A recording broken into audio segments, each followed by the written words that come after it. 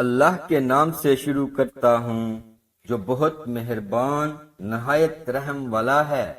معزز سامعین کرام، السلام علیکم۔ ایک ریاست کے بادشاہ نے یہ اعلان کروا دیا کہ کل صبح جب میرے محل کا مرکزی دروازہ کھولا جائے گا، تب جس شخص نے بھی محل میں جس چیز کو ہاتھ لگا دیا وہ چیز اس کی ہو جائے گی۔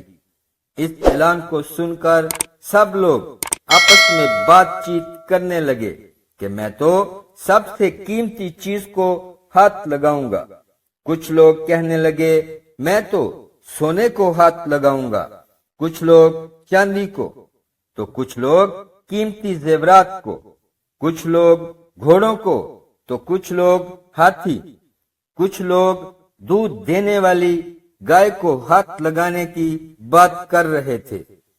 جب صبح محل کا مرکزی دروازہ کھلا اور سب لوگ اپنی اپنی من پسند چیزوں کے لیے دوڑے، سب کو اس بات کی جلدی تھی کہ پہلے میں اپنی من پسند چیزوں کو ہاتھ لگا دوں تاکہ وہ چیز ہمیشہ کے لیے میری ہو جائے۔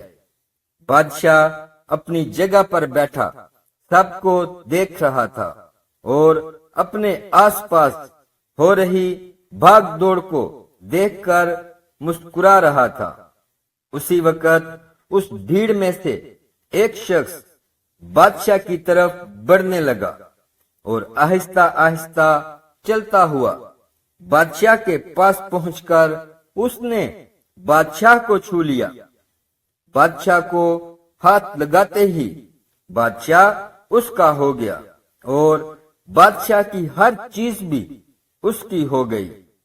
جس طرح بادشاہ نے ان لوگوں کو موقع دیا اور ان لوگوں نے غلطیاں کی، ٹھیک اسی طرح ساری دنیا کا مالک بھی ہم سب کو ہر روز موقع دیتا ہے، لیکن افسوس ہم عقل کے اندھے لوگ بھی ہر روز غلطیاں کرتے ہیں۔